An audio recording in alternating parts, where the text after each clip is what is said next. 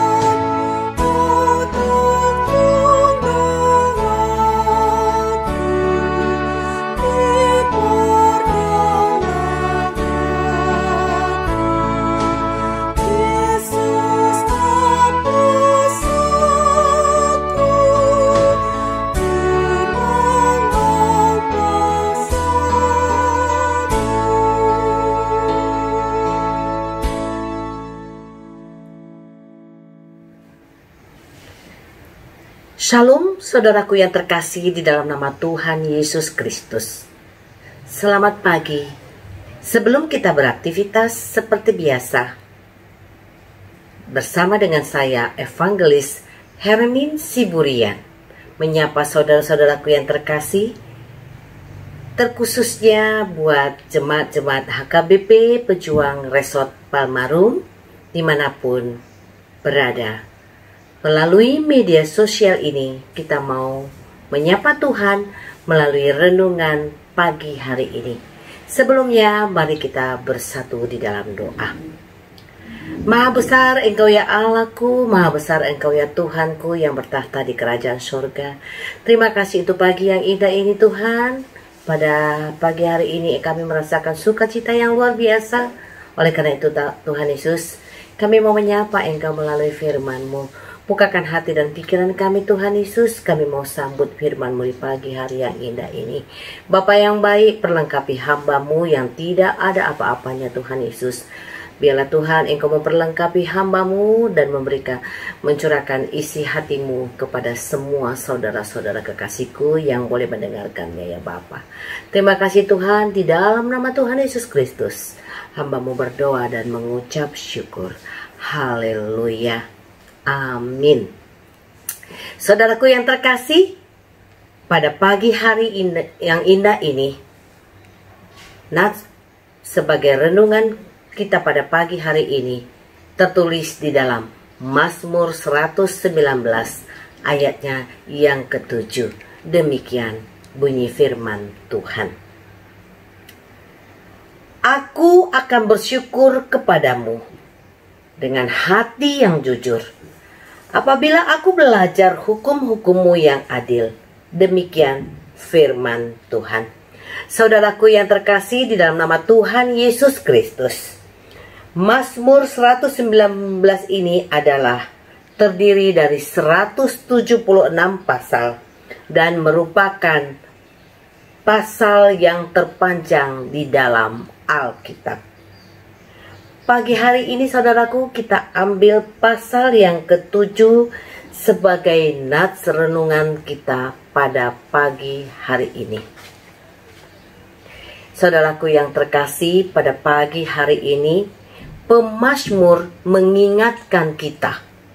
Pemazmur mengingatkan semua kita untuk selalu bersyukur dan bersyukur kepada Tuhan. Dan setia di dalam hukum-hukum Tuhan yang adil di dalam kehidupan kita. Kata bersyukur, saudaraku, tentu identik dengan situasi dan kondisi kita bersukacita atau berbahagia. Saudaraku yang terkasih, kata bahagia tentulah sangat didambakan oleh semua orang di dalam kehidupannya. Apa sih sebenarnya arti atau definisi bahagia itu? Tentulah sudut pandang orang di dalam mendefinisikan bahagia itu sangatlah berbeda-beda satu dengan yang lain. Tapi saudaraku yang terkasih, lazimnya bahagia itu kebanyakan orang memandang kalau orang itu kaya, kalau orang itu banyak uangnya, jabatannya yang tinggi, popularitasnya sangatlah terkenal di seantero jagat raya, banyak harta atau lain sebagainya, yang benar-benar dilihat dari hal-hal materi semata atau penampilan luarnya saja.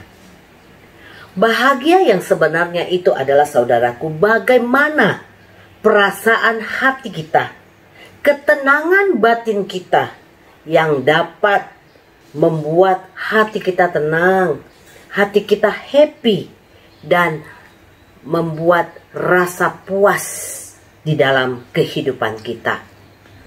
Yang perlu kita ingat, saudaraku, bahwa kebahagiaan itu tidak bisa diukur dengan apa yang kita miliki.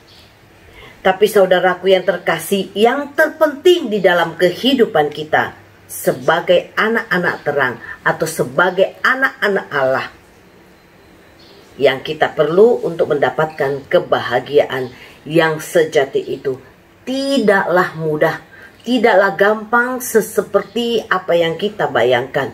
Karena itu saudaraku, kita harus memiliki tekad dan kemauan yang selalu berusaha menaati peraturan-peraturan dan ketetapan-ketetapan yang Tuhan yang adil dan tidak mengikuti hawa nafsu kita sendiri.